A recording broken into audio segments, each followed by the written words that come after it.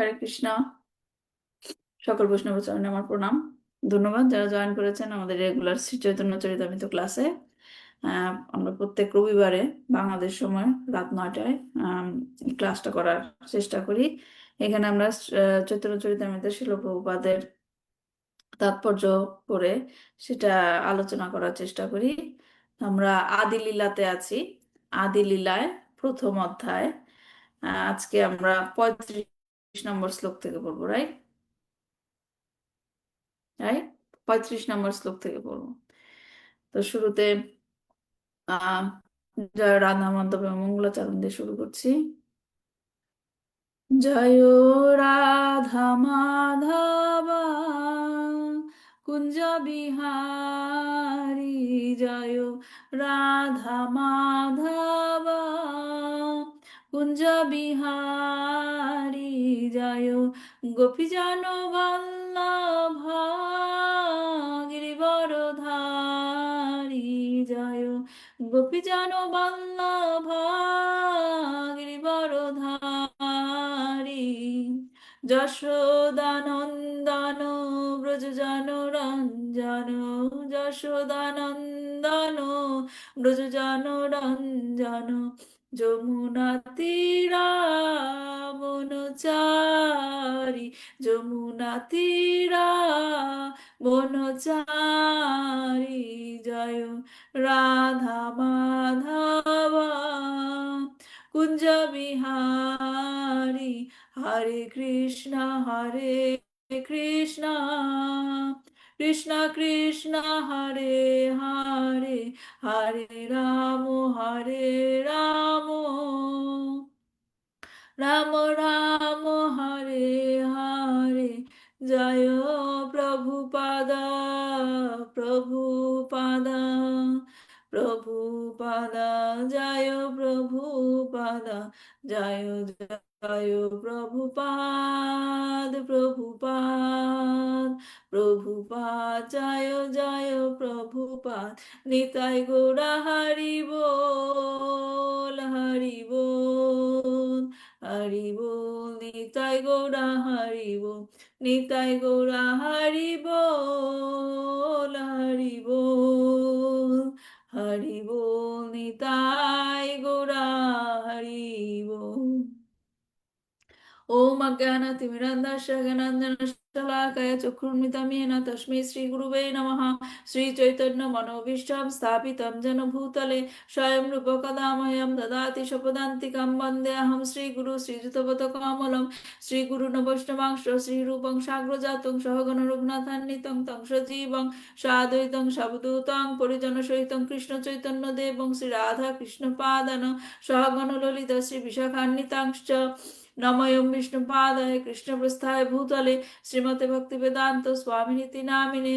नमस्ते सरस्वती देवे गौरवाणी प्रचारिणे निर्विशेष शून्यवादी पाश्चात्य देशतारिणे।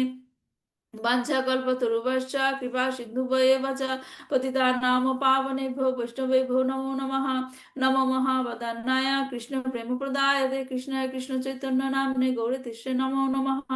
अनार्पिताचारिं चिरात् करुणावतीर्ण कालो समर्पयितम् उन्नत उज्ज्वला राशं भक्तिश्रिया। हरे पुरात सुन्दरा धुति कदम्ब सन्दीपिता सदा हृदय कान्दरे स्फुरता वसुचिनंदन आजनुलंबिता भुजाओ कनकावदाताओ এটা संकीर्तन লাগান তো, विचारो कमलताक्षाओ যে এদিক দিয়ে আমি হাত পাচ্ছি संहार না। दिजा भारो जुग धर्म पाला वंदे जगत এই যে प्रिय এটা कारण দিয়েছে पूर्ण এদিকে, ওদিকে कारण নিয়ে লাগিয়ে দেন। पंचतत्माकं कृष्णां भक्त ওটা লাগাতে হয় না।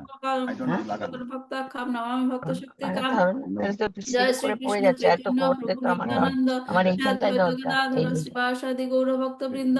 हरे is not for Krishna the AC on. Krishna আপনার कृष्णा গাড়িটা हरे না हरे, हरे राम राम राम हरे हरे, हरे कृष्णा कृष्णा कृष्णा हरे हरे, हरे राम राम राम हरे हरे, हरे कृष्णा कृष्णा कृष्णा हरे हरे, हरे राम राम राम हरे हरे।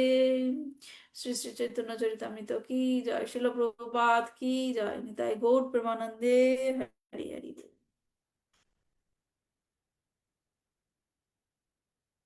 আচ্ছা, তাহলে আমরা প্রশ্নগুলো দিয়ে শুরু করি, যে প্রশ্নগুলো দিয়েছিলাম।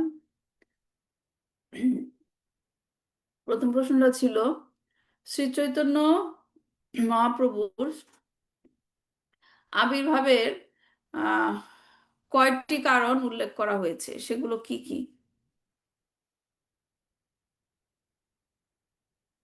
চৈতন্য মহাপ্রভুর আবির্ভাবের কারণ কয়টা উল্লেখ করা হয়েছিল এবং সেগুলো কি কি? ঈশ্বরী মাতাজি। দুইটি কারণ। ঈশ্বরী মাতাজি। কারণ মাতাজি, দুইটি কারণ। কি কি কারণগুলো কি কি? মুখ্য কারণ, গৌণ কারণ। মুখ্য কারণ কি ছিল, গৌণ কারণ কি ছিল? মুখ্য কারণ মনে নেই। মুখ্য কারণ হচ্ছে রাধার ভাব এবং অঙ্গকান্তি এবং শ্রীকৃষ্ণের দেহ নিয়ে আবির্ভূত হয়েছে। হ্যাঁ, মানে রাধারানী যে ভগবান শ্রীকৃষ্ণের প্রতি যে প্রেম, সে প্রেমের যে ভাবটা তিনি সেটা ফিল করতে চেয়েছিলেন, এবং সেটা রাধারানী যে তাকে ভালোবেসে মানে প্রেম করে যে আনন্দটা পায়, তাকে সেবা করে যে আনন্দ পায়, সেই আনন্দটা অনুভব করতে চেয়েছিল। হ্যাঁ, এবং কৃষ্ণের মধ্যে কি মিষ্টতা আছে, সুইটনেস, যেটা রাধারানী ফিল করতে পারে, সেটা কৃষ্ণ দেখতে চেয়েছিল। সেটা হচ্ছে কি মুখ্য কারণ, প্রিন্সিপাল রিজন। আর গৌণ কারণটা কি ছিল?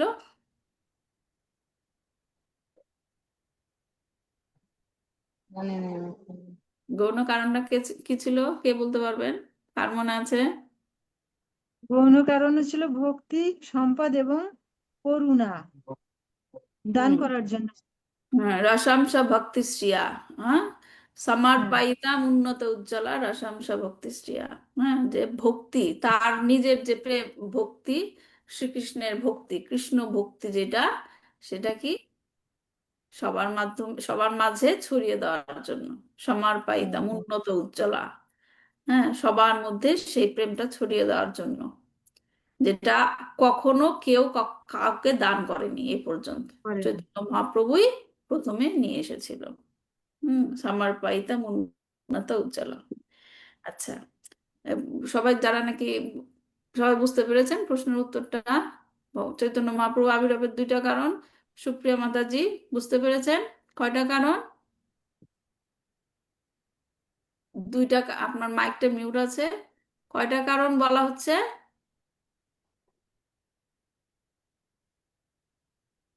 দুইটা কারণ বলা হয়েছে। হ্যাঁ, কি কি কারণ? গৌণ কারণ। প্রথম বলেন। প্রথমটা বুঝতে পারিনি মাতাজি। গৌণ দুইটা কারণ। কারণ, হ্যাঁ, হ্যাঁ, গৌণ কারণ আর মুখ্য মুখ্য কারণ। কারণ। মুখ্য কারণ মানে মেইন রিজন। মুখ্য যেটা বলে না, এটাই মেইন। হ্যাঁ, মুখ্য রিজনটা হচ্ছে, মুখ্য কারণটা হচ্ছে রাধারানী কৃষ্ণের প্রতি যে প্রেম, সেটা সে বুঝতে পেরেছিল। হ্যাঁ, এজন্য সে নিজের দেহ নিয়ে এসেছিল, কিন্তু রাধারানীর অঙ্গ কান্তি, রাধারানীর দেহের যে বর্ণ, সেইটা ধারণ করেছিল, এবং রাধারানীর যে মনের ভাব, সেইটা নিয়ে এসেছিল চৈতন্য মহাপ্রভু। বুঝতে পেরেছেন? তাহলে হচ্ছে রাধারানী কৃষ্ণের প্রতি কি প্রেম ভাব।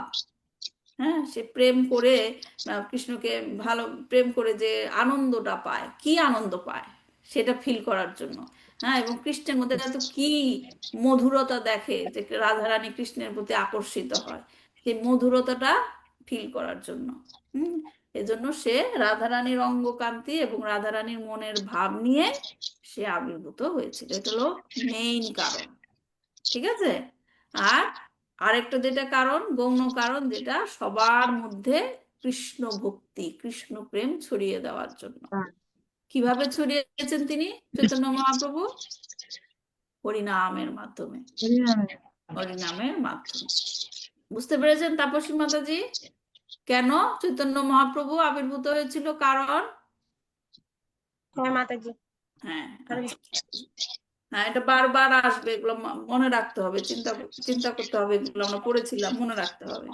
তারপরে প্রশ্নটা হলো, বলরাম শ্রী নিত্যানন্দ প্রভু কয়টি রূপে আবির্ভূত হয়ে ভগবানের সেবাতে নিয়োজিত আছেন বলে এখানে উল্লেখ করা হয়েছে? কয়টি রূপে? মাতাজি, বলরাম কি? বলরাম, নিত্যানন্দ। বলরাম হচ্ছে নিত্যানন্দ, এবং নিত্যানন্দ কি? ভগবানের প্রথম প্রকাশ একদম। ভগবান তো এই শ্রীকৃষ্ণ, তার প্রথম প্রকাশটাই হচ্ছে কি নিত্যানন্দ। বলরাম, আর কি বলরাম থেকে নিত্যানন্দ আসছে। এবং তার মধ্যেও পার্থক্যটা কি ছিল? কৃষ্ণ এবং বলরামের মধ্যে পার্থক্যটা কিছুই নেই, কিন্তু তারপরে দুইটা পার্থক্য আমরা আলোচনা করেছিলাম। সেটা কি? কৃষ্ণের গায়ের বর্ণ কি? নীল। কৃষ্ণ বর্ণ বলে না, কৃষ্ণ বর্ণ। হ্যাঁ। আর বলরামের গায়ের বর্ণ সাদা। right?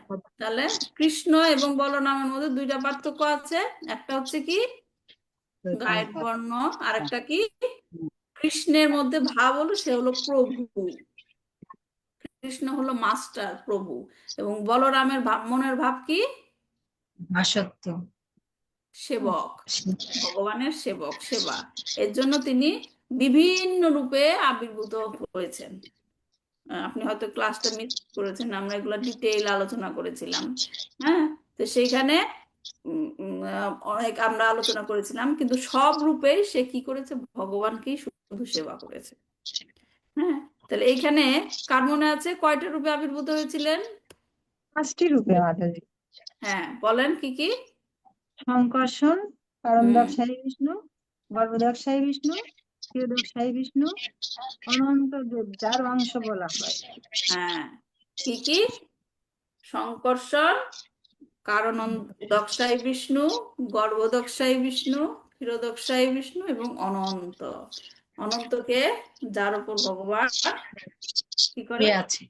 হ্যাঁ, শুয়ে আছেন, শয়ন করেন। হ্যাঁ, এই নিত্যানন্দ প্রভুর উপর আমরা রত্নগর্ভ মাতাজির মনে আছে কিনা, আমরা একদম ডিটেল ক্লাস দিয়েছিলাম না মাতাজি, নিত্যানন্দ ত্রয়োদশীর সময়, আমরা অনেক আগে।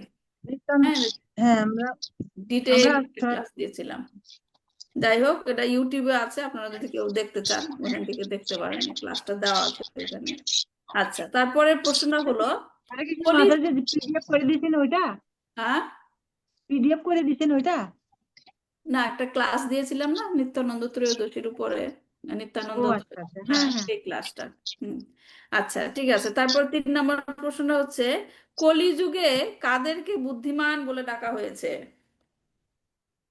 যারা চৈতন্য মহাপ্রভু হরে কৃষ্ণ মহামন্ত্র জপ করেন তাদেরকে বুদ্ধিমান বলা হয়েছে।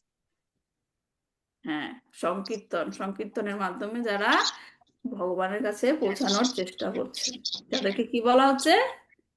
বুদ্ধিমান। সুমেধাসা। রাইট, আমরা পড়েছিলাম সুমেধাসা মানে তারাই হচ্ছে বুদ্ধিমান। হ্যাঁ, তারপর কৃষ্ণদাস কবিরাজ কেন সকল শ্রোতা বৈষ্ণবদের প্রণতি জানিয়েছেন? যারা চৈতন্য চরিতামৃত পড়ার প্রতি আগ্রহ জানিয়েছেন সেই হুম। সকল বৈষ্ণবদের প্রতি প্রণতি জানিয়েছেন কৃষ্ণদাস কবিরাজ বলছেন। হ্যাঁ, শ্রোতা, শ্রোতা যারা কি যাদের মধ্যে কারণ এই যে যারা আপনারা এই যে চৈতন্য চরিতামৃত ক্লাসে জয়েন করছেন, মানে শত অসুবিধা থাকার কারণেও রেগুলার জয়েন করার চেষ্টা করছেন, কেন? মনের কি ইচ্ছা? জানার জন্য, কি জানার জন্য? চৈতন্য চরিতামৃত ভগবান সম্পর্কে। চৈতন্য চরিতামৃততে কি জানবো? কার কথা জানবো? ভগবানের মহা- কথা। মহাপ্রভু। একটা মহাপ্রভুকে জানার জন্য মনের মধ্যে একটা আগ্রহ হয়েছে, তাই হ্যাঁ, এর জন্য চৈতন্য চরিতামৃতটা পাঠ করছি আমরা। রাইট, এটাই এজন্য কৃষ্ণদাস কবিরাজ উনি লিখছেন, আমাদের জন্য লিখছেন। লিখার আগে আমাদেরকে মানে যারা পাঠক, যারা শ্রোতা তাদেরকে তিনি প্রণতি জানাচ্ছেন, কারণ তিনি বলছেন যে তাদেরকে মহিমান্বিত করছেন, কারণ তাদের মনের মধ্যে ইচ্ছা হয়েছে চৈতন্য মহাপ্রভু সম্বন্ধে জানতে। এই কারণে তিনি তাদেরকে প্রণতি জানাচ্ছেন। ঠিক আছে, তাদের প্রতি তিনি কি অনুরোধ জানিয়েছেন? শ্রোতাদের প্রতি তিনি তো প্রণতি জানালেন, এবং তারপর আবার কি অনুরোধ জানিয়েছেন? যাতে তারা করে যেন একাগ্র চিত্তে শ্রীকৃষ্ণ চৈতন্য সম্বন্ধে শাস্ত্রে নিরূপিত যে সমস্ত মতামত পাঠ করেন সেইগুলো হ্যাঁ, শ্রবণ করে। একাগ্র চিত্তে উনি প্রণতি জানিয়েছেন, সেই সাথে সাথে আবার কি অনুরোধও জানিয়েছেন যে কৃপা করে তোমরা মনোযোগ দিয়ে শ্রবণ করো। মনোযোগ দিয়ে শ্রবণ শ্রবণ। চৈতন্য চরিতামৃত, এটা হচ্ছে তিনি অনুরোধ জানিয়েছেন। ঠিক আছে, তাহলে আমরা শুরু করি। এই ছিল আমাদের প্রশ্ন। শেয়ার করছি ফাইলটা।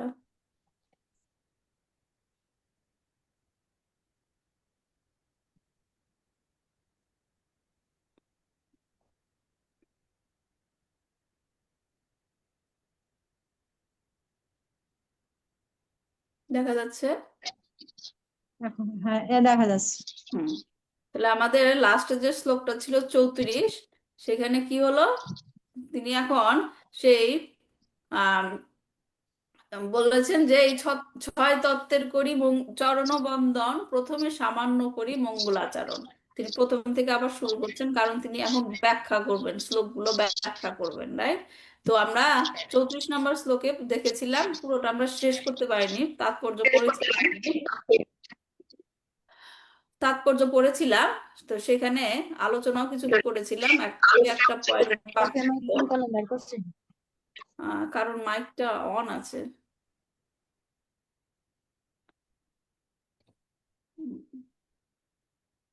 ঠিক আছে, তো সেখানে আমরা কিছু জেনেছিলাম। তো আমরা একটা পয়েন্ট যেটা আমরা জেনেছিলাম, ভগবানের শক্তি এবং গুণগতভাবে, ভগবানের শক্তি গুণগতভাবে ভগবানের থেকে অভিন্ন, এগুলো আমরা আলোচনা করেছি। তারপর শিক্ষার্থীদের যদি গুরুর সম্বন্ধে আমরা কিছু জেনেছি, দীক্ষা গুরু এবং শিক্ষা গুরু সম্বন্ধে। একটা যে পয়েন্ট ছিল, যেটা আমি একটু বলতে চাই, যে তৎশক্তি। তৎশক্তি মানে কি? তৎশক্তি শব্দে গদাধর, দামোদর, জগদানন্দ আদি শ্রী চৈতন্য মহাপ্রভুর অন্তরঙ্গ শক্তিদের বোঝানো হয়েছে। মনে আছে নিশ্চয়ই পঞ্চতত্ত্বের মধ্যে কি কি ভগবানের যে 5টা জিনিস বলা হয়, ভগবান, তারপর কি ভগবানের প্রকাশ, ভগবানের অবতার, ভগবানের শক্তি এবং ভগবানের ভক্ত। ভগবানের ভক্ত, রাইট? তো এখানে ভগবানের যে শক্তি, সেটা কি? অন্তরঙ্গা শক্তি, ভগবানের ইন্টারনাল পোটেন্সি। হ্যাঁ, সেখানে এখানে গদাধর পণ্ডিতের কথা উল্লেখ করা হয়েছে, দামোদরের কথা উল্লেখ করা হয়েছে, জগদানন্দ। হ্যাঁ, এই যে দামোদর, স্বরূপ দামোদর, তিনি ছিলেন মহাপ্রভুর একান্ত পার্ষদ। একান্ত পার্ষদ মানে ক্লোজ, ক্লোজ অ্যাসোসিয়েট, মানে খুব কাছের।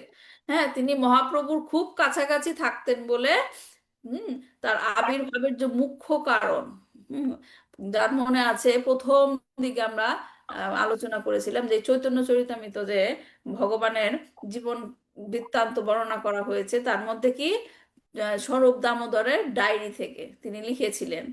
স্বরূপ দামোদরের ডায়েরি থেকে সেই তথ্যগুলি নেওয়া হয়েছিল, কারণ তিনি ভগবানের, চৈতন্য মহাপ্রভুর খুব কাছে ছিলেন, এবং খুব কাছে থাকার কারণে তিনি বুঝতে পেরেছিলেন এই যে ভগবানের আশা আবির্ভাবের মুখ্য কারণ কি, এবং তিনি তা প্রকাশ করেছিলেন। এই যে আমরা আলোচনা করলাম, এখন মানুষের মনে প্রশ্ন আসতে পারে, ভগবানের আবির্ভাবের গৌণ কারণ, মুখ্য কারণ আপনারা বলছেন, সেগুলো কিভাবে জানলেন, কিভাবে জানা গেল, রাইট? তো এটা হচ্ছে স্বরূপ দামোদর, তিনি ছিলেন ভগবানের, চৈতন্য মহাপ্রভু খুব ক্লোজ, একান্ত পার্শ্বদ, তিনি খুব কাছাকাছি থাকতেন। তার তার কাছাকাছি থাকার কারণে তিনি এগুলো অনুভব করতে পেরেছিলেন, তার আসার মুখ্য কারণটা কি। হুম গৌর গণ্ডদেশ দীপিকাতে বলা হয়েছে যে স্বরূপ দামোদর আহ হচ্ছেন রাধারানী সখী। কে? বিশাখা দেবী। রাধারানীর সাথে যে অষ্টসখী থাকে না, তার মধ্যে বিশাখা দেবী হচ্ছেন কি? এই স্বরূপ দামোদর। বুঝতে পারছেন? তিনি হচ্ছেন বিশাখা দেবী। আর যে পণ্ডিত জগদানন্দ, এখানে জগদানন্দের কথা যে বলা হচ্ছে, তার কথা এই আদি লীলাতে আরো বর্ণনা করা হবে। সেখানে বলা হয়েছে, পণ্ডিত জগদানন্দ প্রভুর পানরূপ, লোকে খ্যাত জহে সত্যভামার স্বরূপ। সত্যভামাকে, সত্যভামাকে তাপসী মাতাজি বলেন তো, সত্যভামাকে? শ্রীকৃষ্ণের স্ত্রী। শ্রীকৃষ্ণের শ্রীকৃষ্ণের স্ত্রী। তাহলে দেখেন, আমরা বলছি যে শক্তি কথাটা মানে কি? ভগবানের সব অন্তরঙ্গা শক্তি। তো এখানে যে জগদানন্দ, তিনি কে ছিলেন? সত্যভামা ছিলেন। তিনি ছিলেন সত্যভামা, ভগবানের স্ত্রী। হ্যাঁ, সেখানে তিনি গদাধর হচ্ছেন, বলা সেই চৈতন্য চরিতামৃতের অন্তলীলা এটা বলা হচ্ছে যে গদাধর পণ্ডিত যিনি, গদাধর পণ্ডিত, তিনি হচ্ছেন রুক্মিণীর মতো, রুক্মিণী মা। হ্যাঁ, যে ভগবানের যে মহারানী যে তিনি ছিলেন রুক্মিণী, আর জগদানন্দ হচ্ছে সত্যভামার মতো। হ্যাঁ, যিনি সত্যভামা, রুক্মিণী আর হচ্ছে সত্যভামা, এই দুজনের ভগবানের প্রতি ব্যবহারটা ডিফারেন্ট ছিল। কি ডিফারেন্ট ছিল বলেন তো? রুক্মিণী ভগবানের সাথে কি করতো, ভগবান তাদের সাথে একটা মধুর সম্পর্ক ছিল, তিনি ভগবানকে বুঝতে, সত্যভামাও বুঝতে পারতো, কিন্তু তাদের মধ্যে মতভেদ ছিল না রুক্মিণীর মধ্যে। কিন্তু সত্যভামা হচ্ছে কৃষ্ণের কি, মাঝে মাঝে সত্যভামা রাগ করতো, এটা করতো এটা করতো, রায় একটু মতভেদ হতো, একটু ধরেন আর্গিউ করতো, এরকম টাইপের। তো এরকম সত্যভামার যে ইনকার্নেশন হয়েছে জগদানন্দ, সেই জগদানন্দ এরকম কৃষ্ণের সাথে যেরকম রুক্মিণী সত্যভামা করতো, সেরকম চৈতন্য মহাপ্রভুর সাথে এরকম কি করতো, মতভেদ পোষণ করতো। তো গদাধর হচ্ছেন রুক্মিণীর মতো, আর জগদানন্দ হচ্ছেন সত্যভামার মতো, যিনি কৃষ্ণের সাথে মতভেদ পোষণ করতেন। বুঝতে পারছেন? তো এগুলো হচ্ছে অন্তরঙ্গা শক্তি, ভগবানের অন্তরঙ্গা শক্তি। তো এই শ্লোক থেকে যে গুরুত্বপূর্ণ শিক্ষাটা আমরা পেলাম, যা নাকি কৃষ্ণদাস গোস্বামী আমাদের জন্য একটা মানদণ্ড দিয়েছেন, নির্ধারণ করেছেন। কি কি? যে ভগবান শ্রীকৃষ্ণের কাছে পৌঁছাতে হলে শ্রী চৈতন্য মহাপ্রভুকে ভজনা করতে হবে। কেননা এই মহাপ্রভু রূপেই ভগবান শ্রীকৃষ্ণ আমাদেরকে নির্দেশনা দিয়েছেন। আর চৈতন্য মহাপ্রভুকে ভজনা করতে হলে কাদের মাধ্যম দিয়ে যেতে হবে? চৈতন্য মহাপ্রভুর কাছে যেতে হলে কাদের মাধ্যম দিয়ে যেতে হবে বলে? পরম্পরার মাধ্যমে। পঞ্চতত্ত্ব না, পঞ্চতত্ত্বের মাধ্যম দিয়ে যেতে হবে।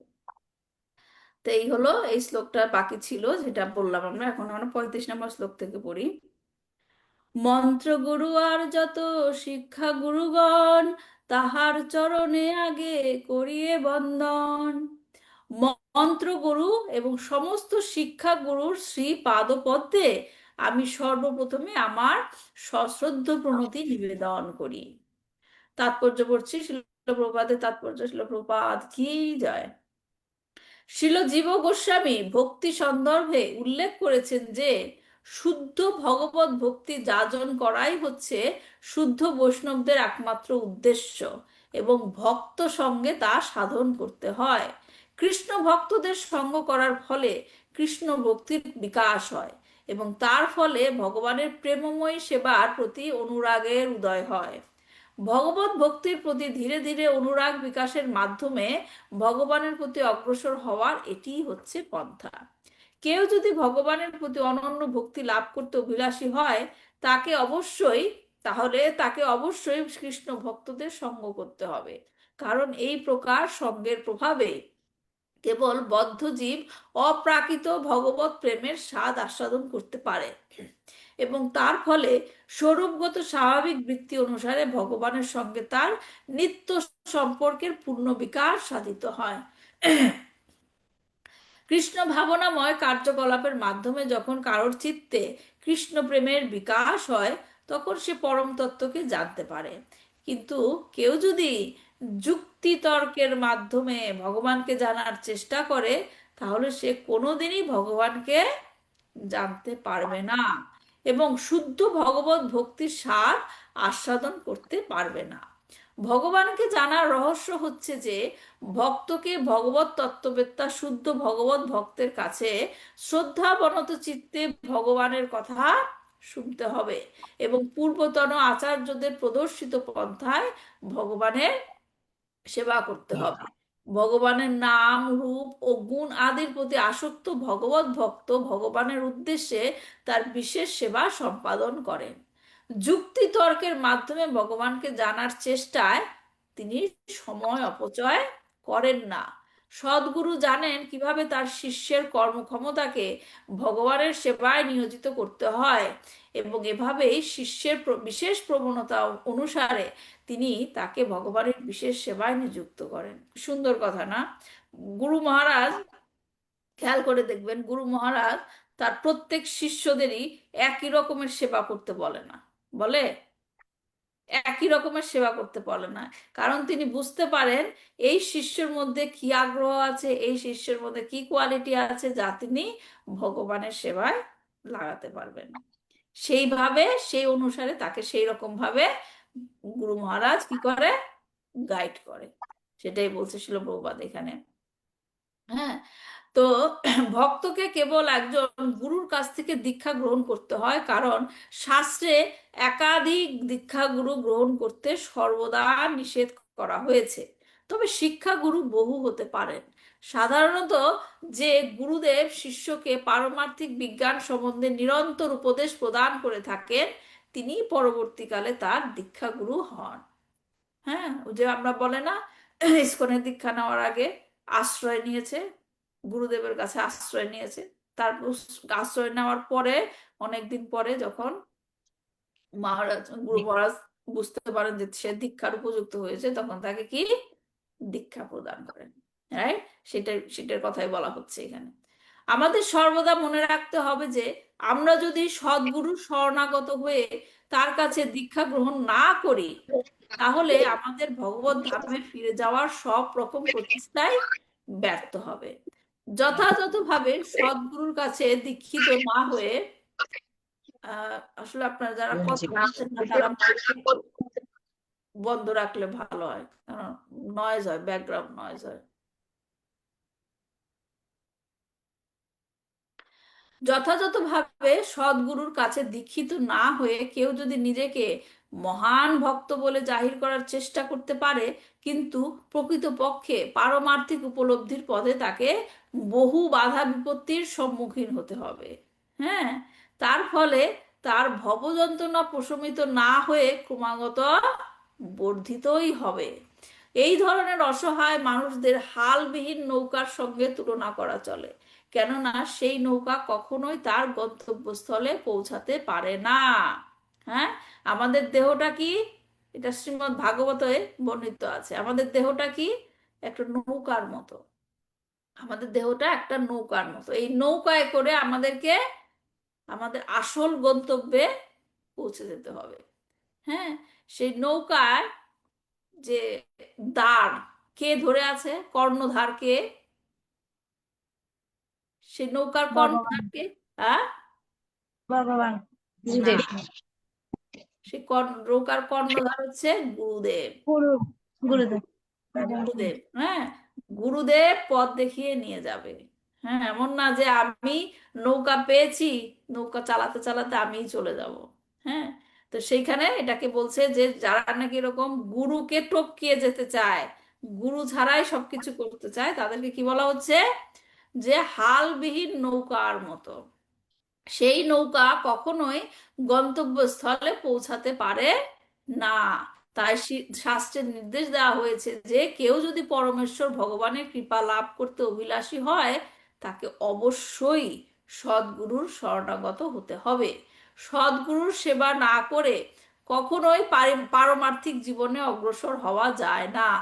সরাসরিভাবে সদ্গুরুর সেবা করার সুযোগ পাওয়া না গেলে ভক্তের কর্তব্য হচ্ছে সর্বদা তার নির্দেশ পালন করার মাধ্যমে তার সেবা করা।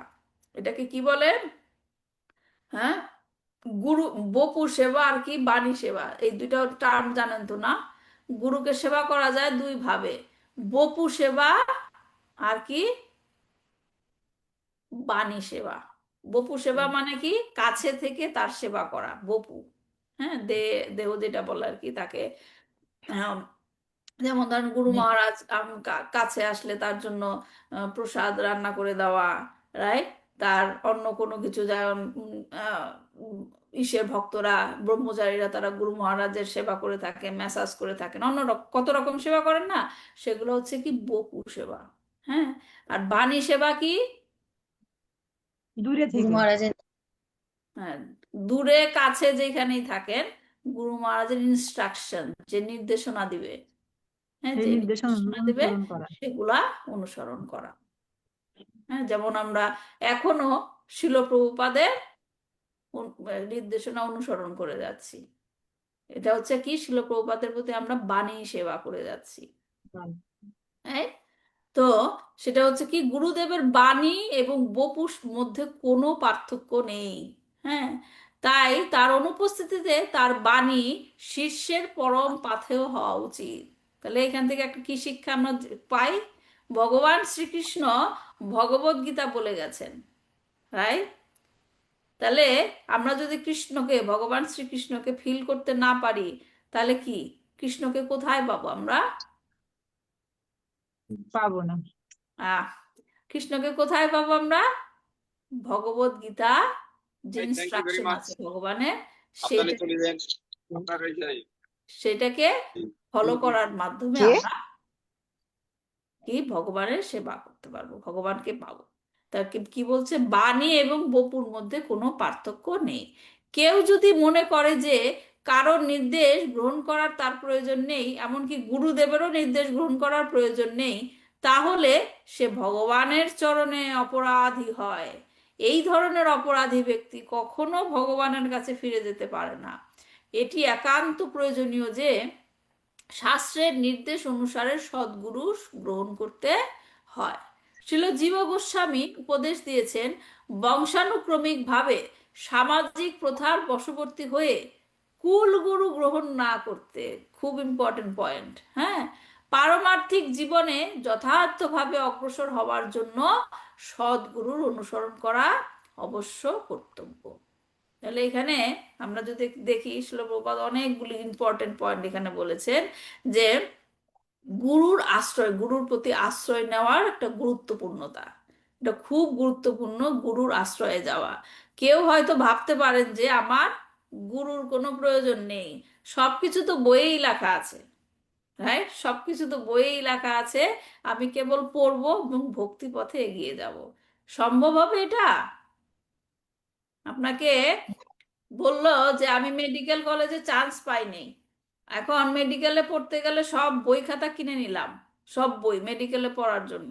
হ্যাঁ, আমি একা একাই বাসায় পড়বো, আমাকে কলেজে অ্যাডমিশন, আমি পাই নাই চান্স, আমি একা একাই পড়বো। একা একা পড়ে কি ডাক্তার হওয়া যাবে? না। ডাক্তার হওয়া যাবে না, যতই একা একা পড়েন। যাবে আপনাকে না। অথরাইজড হতে হবে, একটা মেডিকেল স্কুলের আন্ডারে আপনাকে পড়াশোনা করতে হবে, পরীক্ষা দিতে হবে, সার্টিফিকেট পেতে হবে, তারপরেই কি ডাক্তার হওয়া যাবে। তো সেই রকম ভক্তি পথও সেই রকম অথরাইজড হতে হবে। হ্যাঁ, অথরাইজড বনাফাইড যেটা বলে, অথরাইজড হতে হবে। তো এটা এইভাবে কখনো সম্ভব নয়। কেউ যখন গুরুর আশ্রয় গ্রহণ করে, তখন গুরু আপনাকে আপনার ভক্তি পথের অগ্রগতিতে কোন পথ অবলম্বন করা উচিত, আপনার জন্য কোনটা সুইটেবল, আপনার জন্য কোনটা সুইটেবল। এমন যদি হয় যে মাতাজি বলল, এখানকার মাতাজি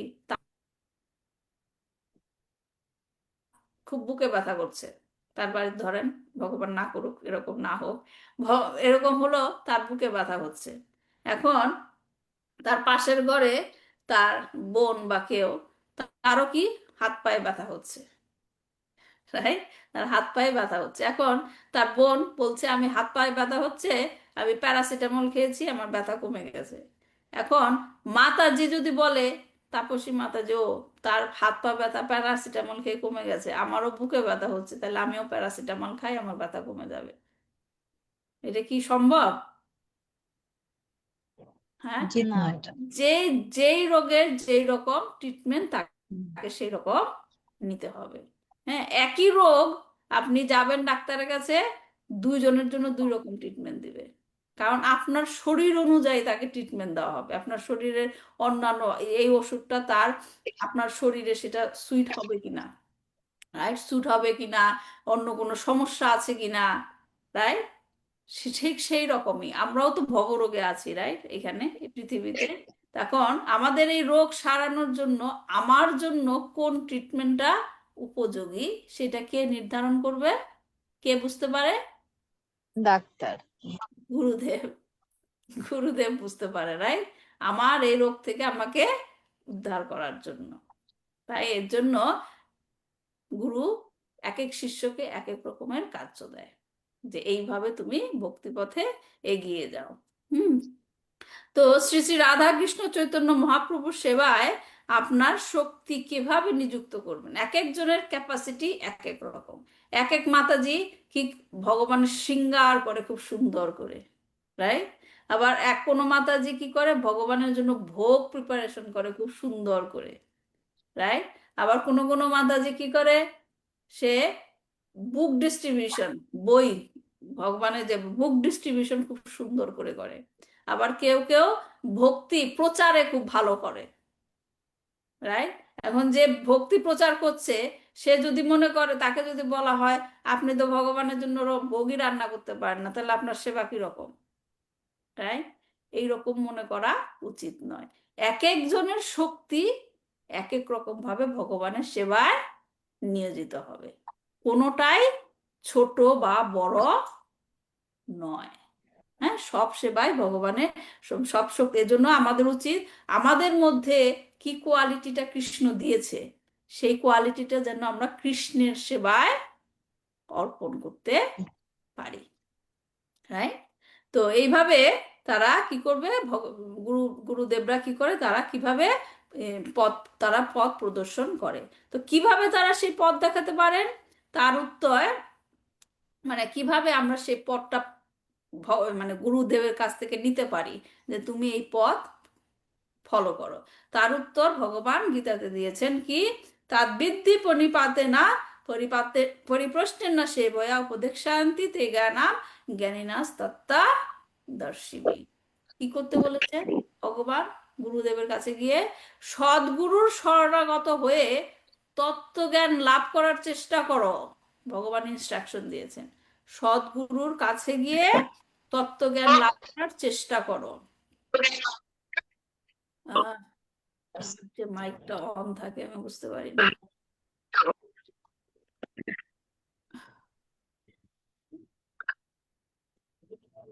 সুপ্রিয়া মাঝে যে আপনার মাইকটা আমি মিউট করছি, আমি জানি না কার থেকে সাউন্ডটা আসছে। যখন আপনার দরকার হবে কথা বলার, আপনি আনমিউট করে নেবেন, ঠিক আছে? হুম। তাহলে কি বলছে ভগবান গীতাতে, সদ্গুরুর শরণাগত হয়ে তত্ত্বজ্ঞান লাভ করার চেষ্টা করো। কি কি করতে হবে? গুরু মহারাজের কাছে গিয়ে বিনম্র চিত্তে তাকে প্রশ্ন করো।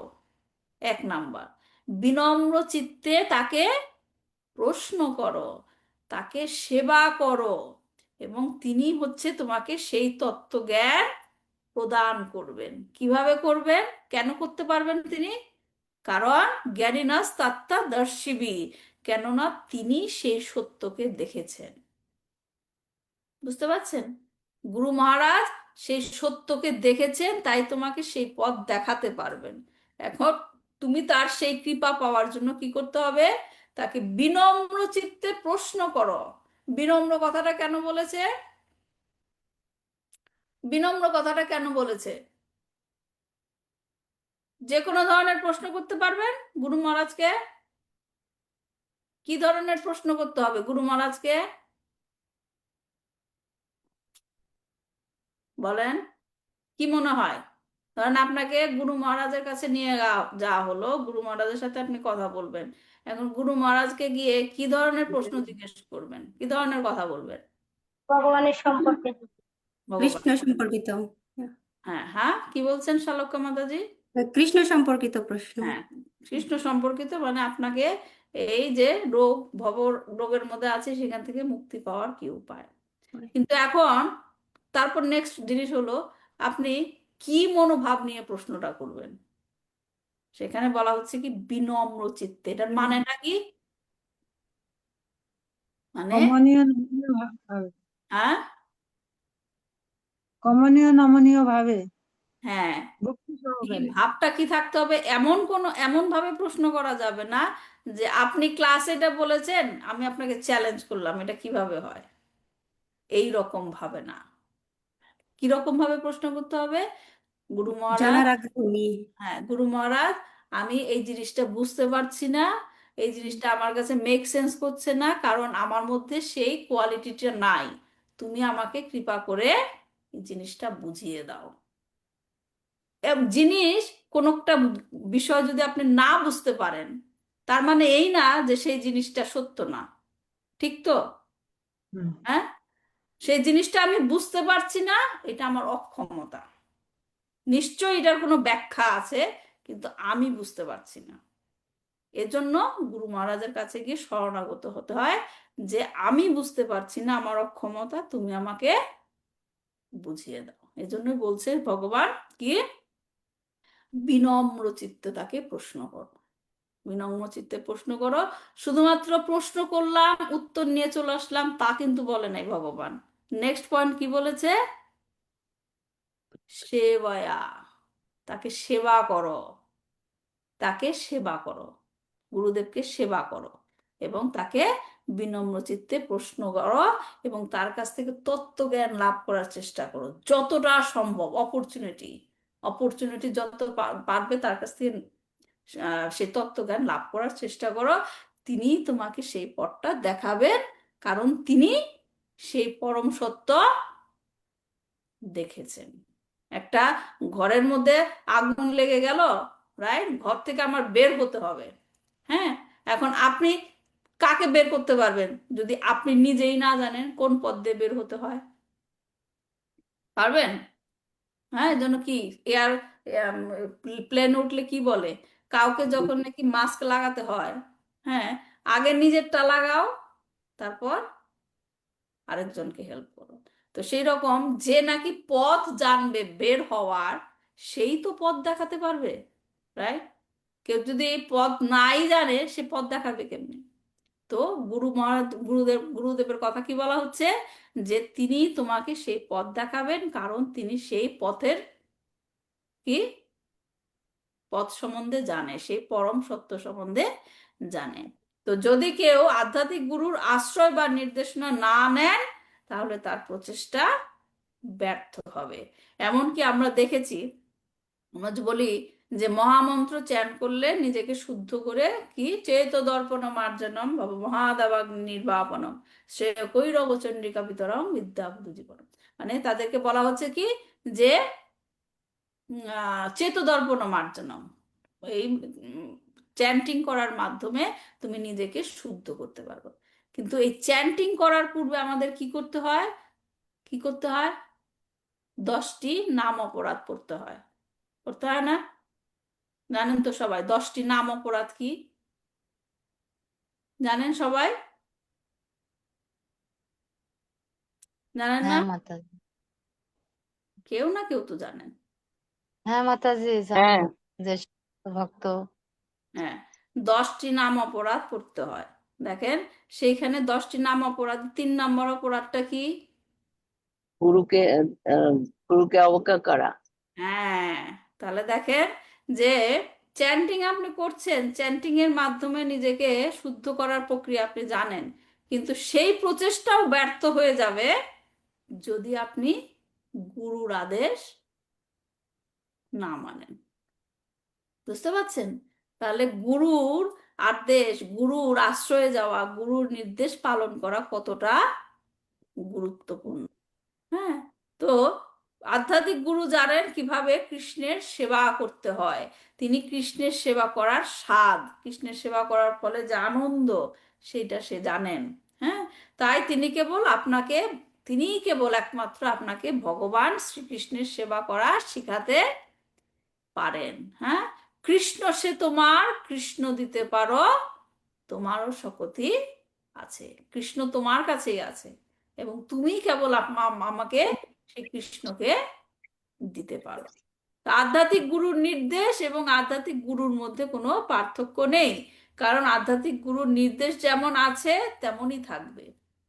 হুম, আধ্যাত্মিক গুরু এই জড়জগৎ, এই জড়জগতে লীলা ত্যাগ করে চলে যাবার পরেও আধ্যাত্মিক গুরু যে নির্দেশনা দিয়ে গেছেন সেটা আমাদের সাথে থাকবে, রাইট? জন্য কি, আধ্যাত্মিক গুরুর কি, গুরুদেবের সংস্পর্শ আমরা পেতে পারি তার নির্দেশনা ফলো করার মাধ্যমে। এখন বৈদিক নির্দেশ হলো যে কেবল মন গড়া অনুমান এবং যুক্তি দ্বারা পরম সত্যকে বোঝা যায় না। কিভাবে এটা কি, প্রক্রিয়াটা কি? পূর্ববর্তী আচার্য এবং শুদ্ধ ভক্তদের অনুসরণ করতে হয়। শ্রী চৈতন্য মহাপ্রভু চৈতন্য চরিতামৃতের মধ্যলীলাতে মহাভারতে যুধিষ্ঠির মহারাজের একটা যুক্তি ছিল, সে যুক্তিটা উল্লেখ করেছেন তিনি। তিনি বলেছেন যে তর্কের দ্বারা, এটা হচ্ছে মধ্যলীলার 17 নম্বর অধ্যায়ের 186 নম্বর শ্লোক। সেখানে বলেছে যে তর্কের দ্বারা প্রকৃত সিদ্ধান্ত প্রতিষ্ঠা করা যায় না, পক্ষান্তরে তার ফলে শ্রুতিসমূহ ভিন্ন ভিন্ন হয়ে যায় এবং যার মত ভিন্ন হয় সে ঋষি হতে পারে না। সুতরাং কি বলা হয়েছে যে মহাজন ইয়ানা গাথা সা পান্থা, মহাজনরা যা করে গেছেন, যা মানে পথ দেখিয়ে গেছেন, সেটাকে ফলো করা উচিত। আরো একটা গুরুত্বপূর্ণ বিষয় শিল প্রভুপাদ এখানে তাৎপর্য উল্লেখ করেছেন, যেটা লাস্টের দিকে বলেছেন কি, শিল জীব গোস্বামী উপদেশ দিয়েছেন বংশানুক্রমিক ভাবে সামাজিক প্রথার বশবর্তী হয়ে কুল গুরু গ্রহণ না করতে। কুল গুরুকে বলেন, কুল গুরু মানে কি? বাবা মা যার কাছ থেকে দীক্ষা নিচ্ছে আমাদের। হ্যাঁ, কুল গুরু মানে বাবা মা নিয়েছে, তারপর আমি নিব, আমার নেক্সট জেনারেশন নিবে। তো এখানে সেটা কি বলা হচ্ছে? না করতে।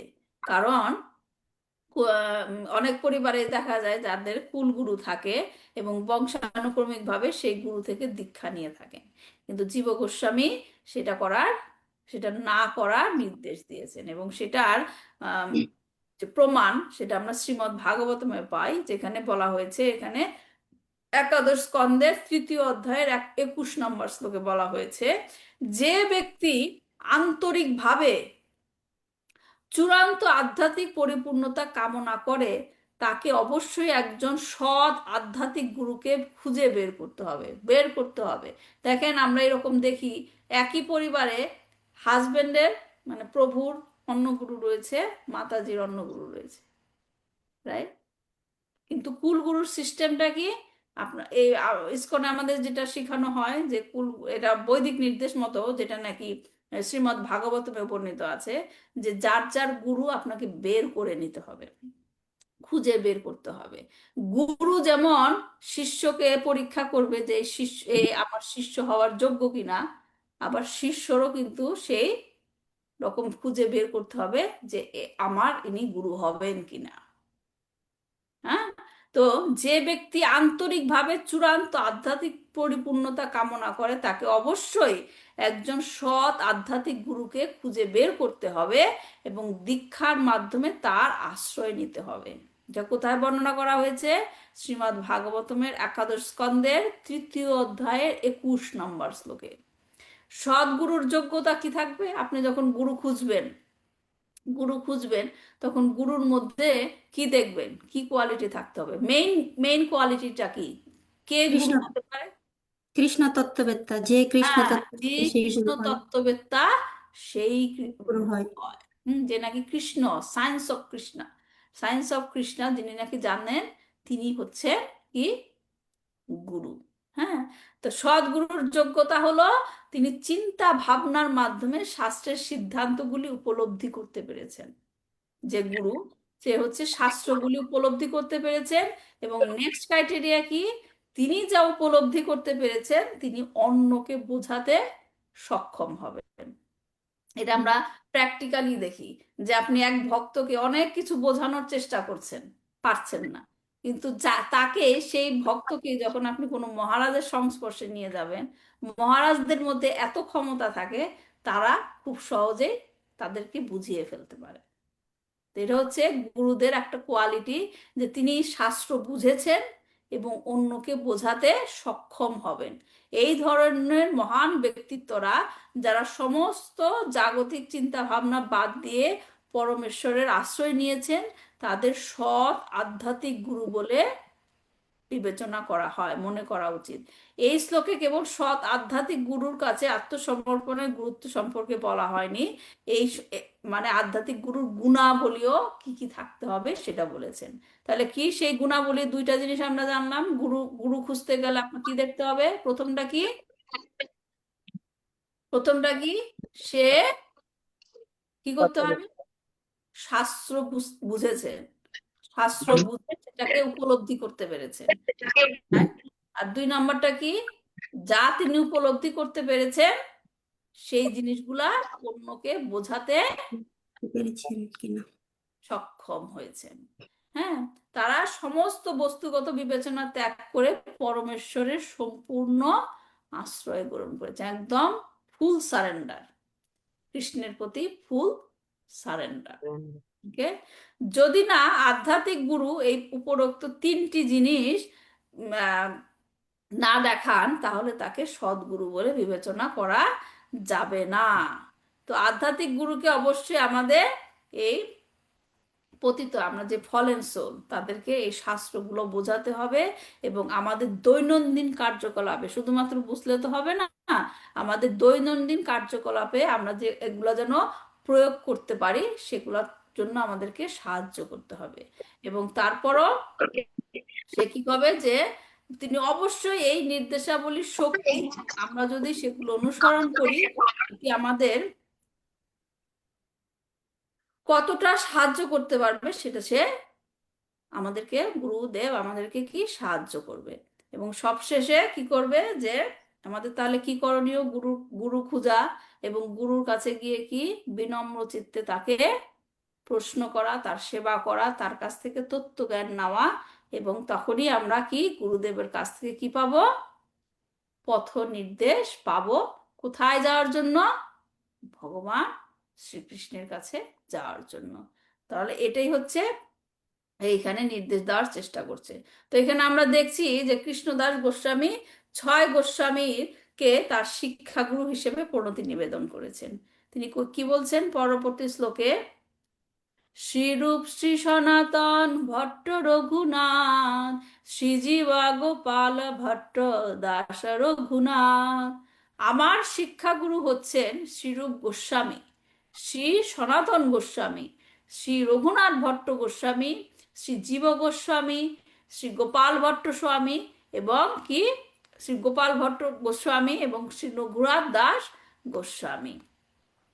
এই 6 গুরু শিক্ষা গুরু যে আমার, তা সবার পাদ পদ্মে কোটি নমস্কার। এই 6 জন হচ্ছেন আমার শিক্ষাগুরু এবং তাই তাদের শ্রী পাদপদ্মে আমি আমার অনন্ত কোটি প্রণতি নিবেদন করি। তাহলে কাদেরকে কৃষ্ণদাস গোস্বামী তার শিক্ষাগুরু হিসেবে গ্রহণ করেছেন? 6 গোস্বামীকে। 6 গোস্বামীকে, এই 6 গোস্বামীকে তার শিক্ষাগুরু রূপে স্বীকার করে এই গ্রন্থের প্রণেতা স্পষ্টভাবে বুঝিয়ে দিয়েছেন তাদের আনুগত্য ব্যতীত গৌড়ীয় বৈষ্ণব বলে স্বীকৃতি লাভ করা যায় না। তা আসলে এই চৈতন্য চরিতামৃত আমরা পড়ছি, পরে পরে চৈতন্য মহাপ্রভুকে জানার চেষ্টা করছি, যেটা রচনা করেছেন কৃষ্ণদাস গোস্বামী, তিনি রচনা করেছেন। এবং এই 6 গোস্বামীকে তিনি শিক্ষাগুরু হিসেবে গ্রহণ করেছেন। সুতরাং আমাদেরকেও তাদের প্রতি প্রণতি নিবেদন করতে হবে। বুঝতে পারছেন ধারাটা কিভাবে যাচ্ছে? আমরা চৈতন্য চরিতামৃত পড়ছি চৈতন্য মহাপ্রভুকে জানার জন্য। এবং চৈতন্য চরিতামৃত কে রচনা করেছেন? কৃষ্ণদাস গোস্বামী। এবং কৃষ্ণদাস গোস্বামী কাদেরকে শিক্ষাগুরু মেনে রচনা শুরু করছেন? 6 গোস্বামীকে। সুতরাং আমরা যারা পাঠক, যারা শ্রোতা, তাদেরও কি করা উচিত? এই 6 গোস্বামীর প্রতি প্রণতি নিবেদন করা উচিত, কেননা সেই জ্ঞান গুরু পরম্পরার ধারায় আমাদের কাছে এসেছে। তাই সমস্ত ভক্ত যারা নিজেদেরকে গৌড়ীয় বৈষ্ণব বলে স্বীকার করেন যে আমরা গৌড়ীয় বৈষ্ণব, তাদের সকলেরই উচিত কি এই 6 গোস্বামীর আনুগত্য, তাদের প্রতি সারেন্ডার হতে হবে। নতুবা সেই জ্ঞান আমরা গ্রহণ করতে পারবো না, কারণ সে জ্ঞান পরম্পরার ধারায় আমাদের কাছে আসছে। হ্যাঁ, এবং ছয় গোস্বামীর প্রতি যদি আমরা আনুগত্য প্রকাশ না করি তাহলে সেই জ্ঞান আহরণ কোনোভাবে সম্ভব নয়। ছয় গোস্বামীর নাম কি বললাম আমরা এখানে? শ্রীরূপ শ্রী সনাতন ভট্ট রঘুনাথ, শ্রীজীব গোপাল ভট্ট দাস রঘুনাথ।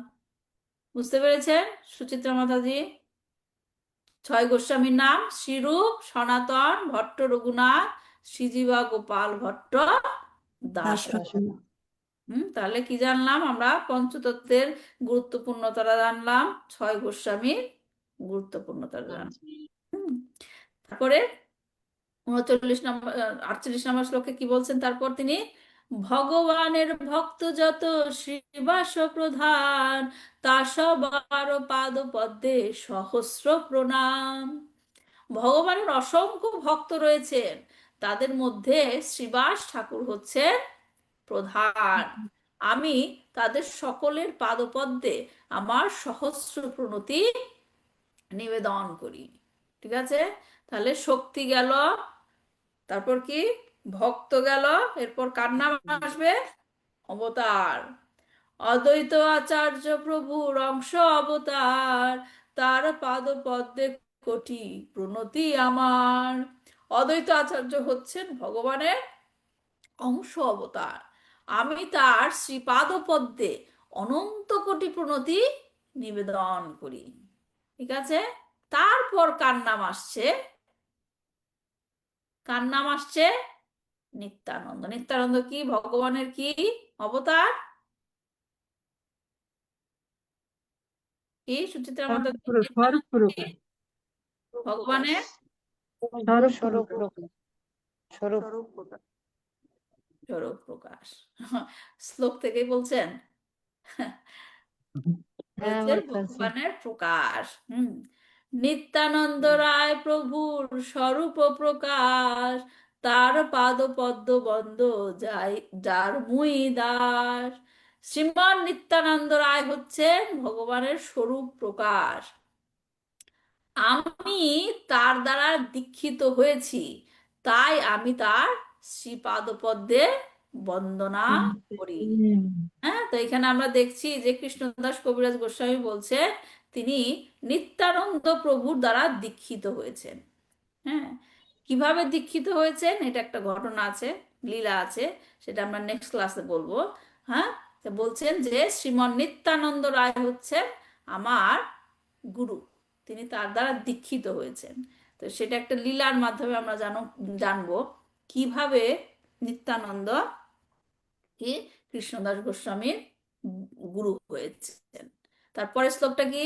গদাধর পণ্ডিতাতি প্রভুর নিজ শক্তি, তা সবার চরণে মোর সহস্র প্রণতি। ভগবানের অন্তরঙ্গ শক্তিদের শ্রীপাদ পদ্মে আমি শত সহস্র প্রণতি নিবেদন করি, যাদের মধ্যে শ্রী গদাধর প্রভু হচ্ছেন প্রধান। তাহলে আমরা ভগবানের অন্তরঙ্গ শক্তি কার কার নাম আজকে উল্লেখ করেছিলাম প্রথম দিকে ক্লাসে? শক্তি কে কে ছিল? গদাধর, জগদানন্দ, আর কে? স্বরূপ দামোদর। গদাধর কে? গদাধর কে? অন্তরঙ্গ শক্তি কার? প্রকাশ। হ্যাঁ, কার অবতার হয়ে এসেছেন? রুক্মিণী। রুক্মিণী। হ্যাঁ, আর কে? জগদানন্দ কে? হ্যাঁ, জগনানন্দ যে সত্যভামা। সত্যভামা। হ্যাঁ, আর দামোদর? হ্যাঁ, আর দামোদর, স্বরূপ দামোদর কে? অষ্টসখীর মধ্যে একজন। বিশাখা বিশাখা। বিশাখা। হ্যাঁ, তাহলে দেখেন ভগবানের অন্তরঙ্গ শক্তি কত ভাবে এসে ভগবানের সেবা করে। হ্যাঁ, ভগবানের অন্তরঙ্গ শক্তিতে শ্রী পাদপদ্মে আমি শত সহস্র প্রণতি নিবেদন করি, যাদের মধ্যে শ্রী গদাধর প্রভু হচ্ছেন প্রধান। এই যে ছয় গোস্বামীর কথা বললাম, এই ছয় গোস্বামীরা কারা জানেন? ছয় গোস্বামী তারা কারা জানেন? তারা হচ্ছে মঞ্জরি।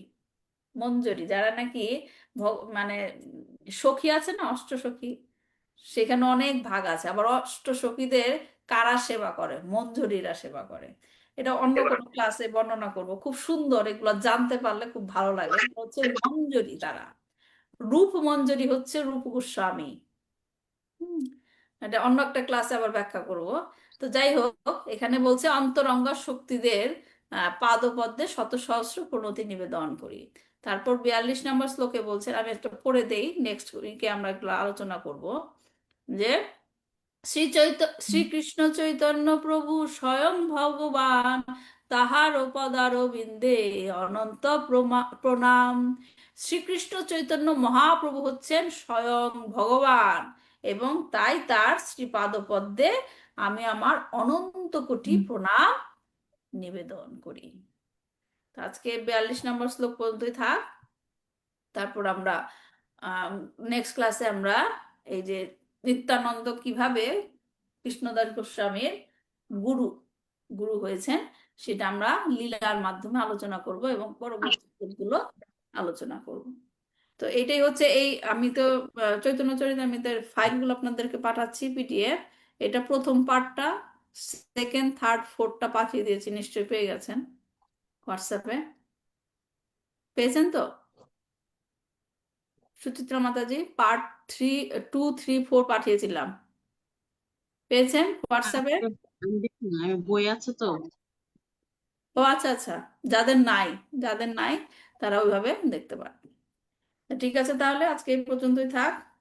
কারো কোনো প্রশ্ন থাকলে বলতে পারেন। কারো কোনো প্রশ্ন আছে?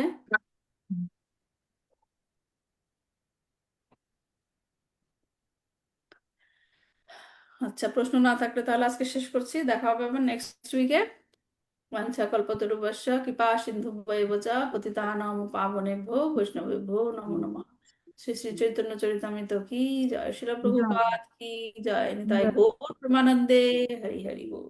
হরি হরি বল।